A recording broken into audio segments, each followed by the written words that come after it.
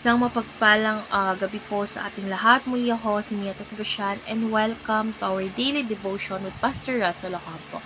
And today, our devotion tackles about sensitive ka ba sa kasalanan? And our concept is all about blameless.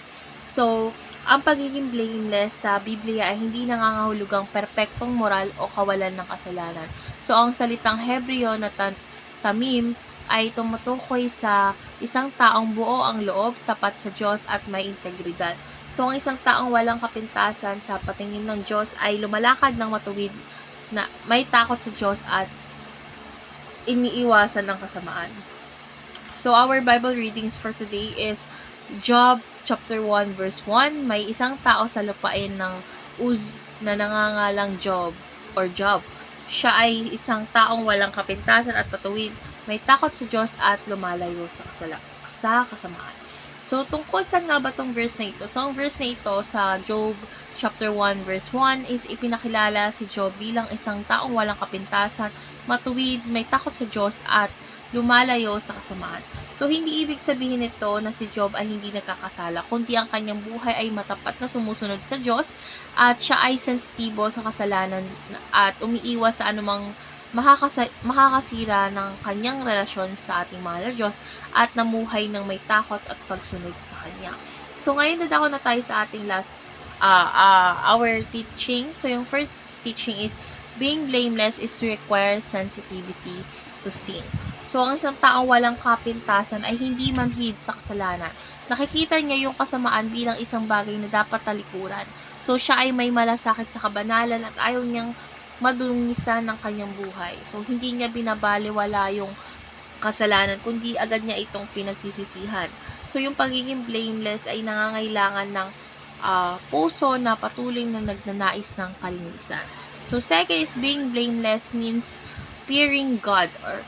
So, ang taong walang kapintasan ay may banal na takot sa Diyos. So, ang takot na ito hindi simpleng pagkabahala, kundi isang malalim na respeto at pagsunod, dahil ang tunay na takot sa Diyos ay makikita sa pagsunod sa kanyang mga utos. So, hindi ito nangangahulugan ng pagiging perpekto, kundi isang pusong nagpapasakop sa ating mahal na Diyos.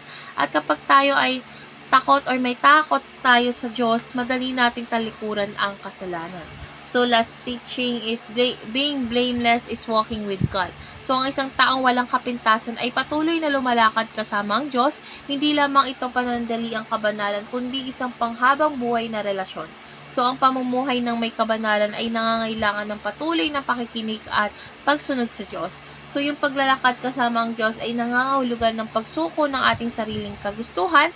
Dahil sa araw-araw nating buhay, kailangan nating ipahayag ang ating pananampalataya sa pamamagitan ng ating mga gawa.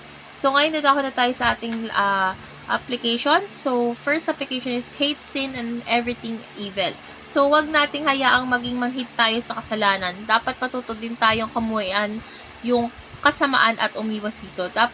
Syempre talaga dapat natin iwasan yung anumang bagay na makakapagpalayo sa atin sa ating Diyos.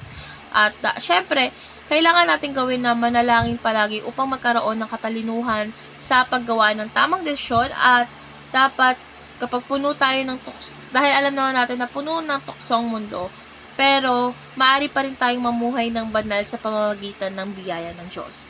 Second is examine your heart regularly. So, mahalaga talaga ang regular na pagsisiyatan sa ating sarili. Tanungin natin yung ating sarili kung tunay tayong nabubuhay ayon sa kalooban ng Diyos, at dapat huwag tayong matakot sa pagpapayo at pagtuwid ng ibang mananampalataya. Dapat tayong magsisi at humingi ng tawad sa Diyos kung tayo ay nagkakamali. Kasi ang araw-araw na pasisiyasat ng ating puso ay isang paraan upang mapanatiling malapit sa Diyos. Last application is make your heavenly Father proud. So, sa lahat ng ating ginagawa, isipin natin kung ito ba ay nakakalugod sa Diyos, at dapat mamuhay tayo ng may integridad kahit walang nakakakita sa atin.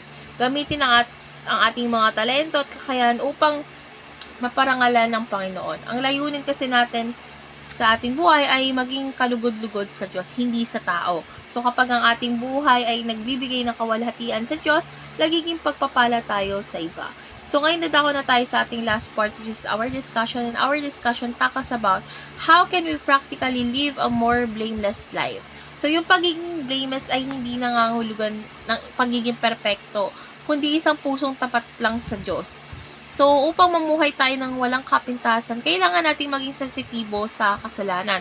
So, dapat nating iwasan or umiwas sa tukso, magpakumbaba at magtiwala sa kapangyarihan ng Diyos upang baguhin tayo. So, ang isang epektibong paraan upang maging blameless ay palaging suriin ang ating puso at magsisi agad kung tayo ay nagkakasala. Kasi mahalaga rin ang pagiging bukas sa disiplina ng Diyos at sa pagtuwid ng ating kapwa mananampalataya. Syempre, bukod dito, dapat tayong lumakad araw-araw kasama ang Diyos.